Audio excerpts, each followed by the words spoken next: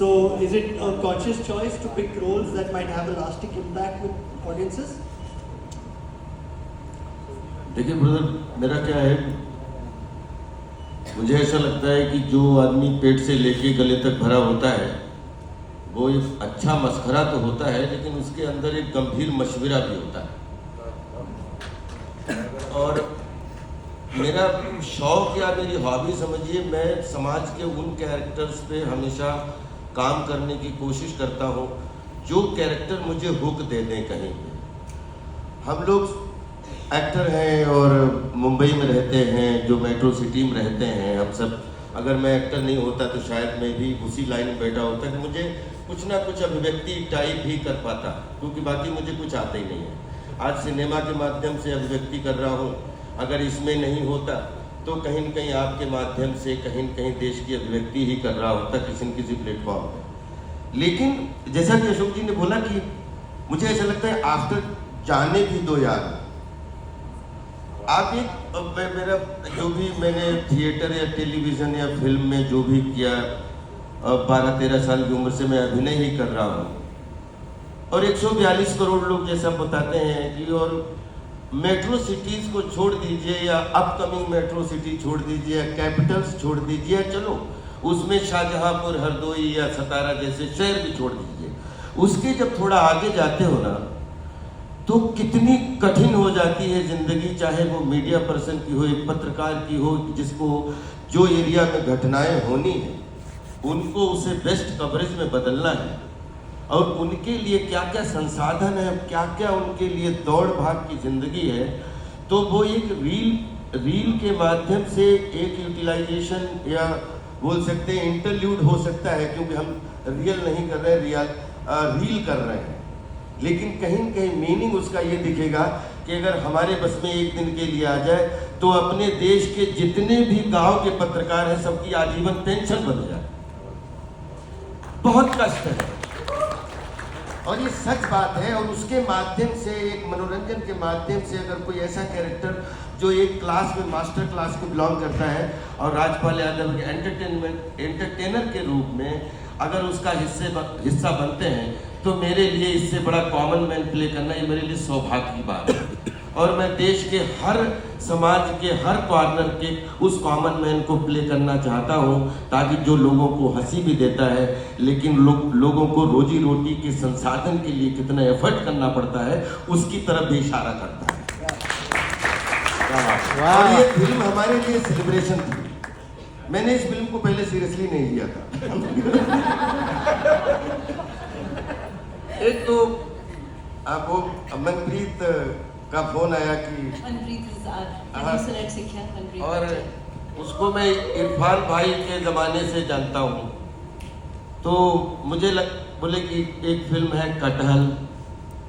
मैंने कहा सटहल, मतलब सटल, तो बोले नहीं कटहल। कटहल, ओके, कटहल हीरो है इसका। तो बोले कि नहीं कटहल नहीं है, इसकी एक कहानी है। किसने लिखी है? अशोक मिश्रा जी ने। तो मेरे थोड़े कान खड़े हुए, मैंने थोड़ा सा इसको गंभीर लिया। फिर बोले हमने कहा हमारी भूमिका क्या है? बोले एक जर्नलिस्ट की भूमिका है। तो हमने बिल्कुल सीरियसली नहीं लिया। हमने कहा 2-4 सीन में न्यूज़ पढ़ने के लिए बुला लेंगे। और मैं जेन्युइनली किसी एक अच्छे पत्रकार की भूमिका बहुत दिनों से तलाश में हूँ और आगे भी तलाश में हूँ कि अलग शेड में भी कोई पत्रकार, क्योंकि मैंने ऐसे 2-4 पत्रकार देखे हैं ज़िंदगी में जो शायद उनके जीवन की अगर कभी फिल्म बनके पर्दे पे आ जाए तो शायद वो दुनिया के लिए, बहुत बच्चों के लिए प्रेरणा बन सकती है। तो फिर पता लगा डायरेक्टर यशवर्धन, तो उनके पुत्र हैं। फिर इन्होंने जितना मेरा कभी इतना ना तो ट्रायल चलता है ना इतना कभी इससे मीटिंग, जूम मीटिंग, कभी मेरी कार रुकवाई जा रही, तो मैं बोला कि ये बना क्या रहे। और धीरे धीरे मैं सीरियस होने लगा। फिर वो बहुत दिनों से ऑफिस में किसी के नहीं गया था। ऑफिस बोला सर आपको 2 घंटे ऑफिस में आना पड़ेगा। हमने 2 घंटे ऑफिस में क्या करवाओगे? बोले कपड़े पहनाने। तो मैंने कहा राजपाल यादव 2 घंटा कपड़ा, 2 मिनट में तो अपनी पैंट शर्ट पहन। फिर गया तो वहाँ पे 15-20 नारी शक्तियाँ, मतलब कोई ये लेके घूम रहा है, कोई ये। तो मैंने कहा ये शूटिंग है कि सेलिब्रेशन? एक्चुअली ये सेलिब्रेशन की तरह फिल्म करने का सौभाग्य मिला। और इसमें फ्रॉम द फर्स्ट ट्रायल से लेके जिस तरीके से फिर इन्होंने स्क्रिप्ट पढ़ने को दी, फिर प्रॉपर एक भी चेंजेस हो तो उसको दें, फिर उसके बाद में इसकी सेटिंग शुरू हुई और फिर इसके बाद जब गेटअप शुरू हुआ तो सच में मैंने कहा कि नहीं, ऑर्गेनाइजेशन नहीं है, लेकिन इस ऑर्गेनाइजेशन का अगर एक पात्र के रूप में ईमानदारी से हिस्सा हो जाओ तो फायदा ही फायदा है। और मैं इसको एक्चुअली इतने ये शूटिंग यहाँ से लेके जहाँ जहाँ इसकी इतनी गर्मी थी और जिस तरीके से पूरी टीम ने, और मैं आज एकता को सैल्यूट करता हूँ या गुनीत को और ये स्पेशली नेटफ्लिक्स को कि आप लोगों को स्क्रिप्ट की इतनी अच्छी समझ है कि मतलब धोखे से ये अच्छी फिल्म मेरे हाथ में आ गई। और मैं सौभाग्यशाली हूँ इस टीम का हिस्सा होने में, और मैंने बहुत इंजॉय किया। आई बिकम लाइक स्टूडेंट, क्योंकि अब कभी होता है ना कि ये फिल्म के साथ में प्रॉपर एक प्रोसेस में थिएटर की तरह तैयारी चल रही, जिस तरीके से किया वो आज भी वो ऑर्गेनाइजेशन देखने को मिला, वो अच्छा लगा। God bless you all, love you all. बहुत खूब। राजपाल सर के बारे में एक छोटा सा मैं बात कहूँगा। ये जो इन्होंने विग पहनी है, ये बहुत हमने 42 डिग्रीज गर्मी में शूट की थी ये फिल्म, और ये सड़क पे हम शूट कर रहे थे और बहुत तेज गर्मी थी और इनकी विग से मतलब पसीना निकलता था, मतलब बहुत सारा, ढेर सारा, बहुत गर्मी होती। तो मैंने शॉट लग रहा था और टाइम लग रहा था शॉट में। मैंने राजपाल सर को बोला, सर आप पेड़ की छांव में बैठ जाइए, अभी टाइम लग रहा है।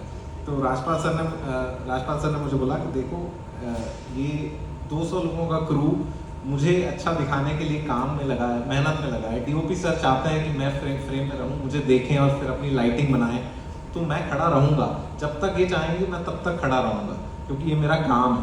तो और जब तक शॉट लग रहा था तब तक कुछ यंग आर्टिस्ट थे जो जर्नलिस्ट प्ले कर रहे थे राजपाल सर के साथ।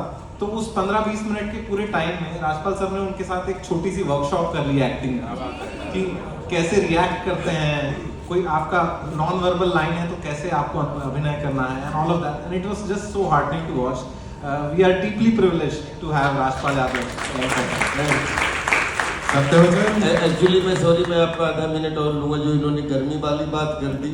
असल में क्या है, एक किस्सा अनुपम खेर साहब ने मुझे सुना दिया था कि वो गए, बोले कर्मा के बाद बहुत बड़ा स्टार बन गया था, सेट पे पहुंचा तो एकदम 3-4 लोगों डांट दिया, फिर पंखा नहीं है, ये नहीं है, वो नहीं है, क्या इतनी गर्मी शूटिंग कर रहे हैं। तो बोले कि सब लोग दौड़ पड़े, कोई बोला कि खेर साहब ने खुद ही सुनाया था, बोले थोड़ी दूर पे जाके मैंने देखा कि एक आदमी कंबल अंबल ओढ़े और पूरी दाढ़ी बाड़ी बढ़ा के ऐसे बैठा हुआ है।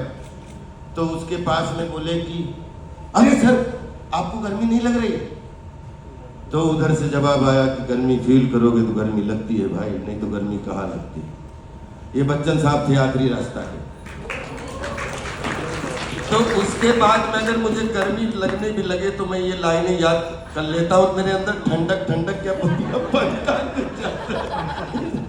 तो मेहनत करते हुए जब गर्मी भी लगती है तो उसका फन भी अलग होता है।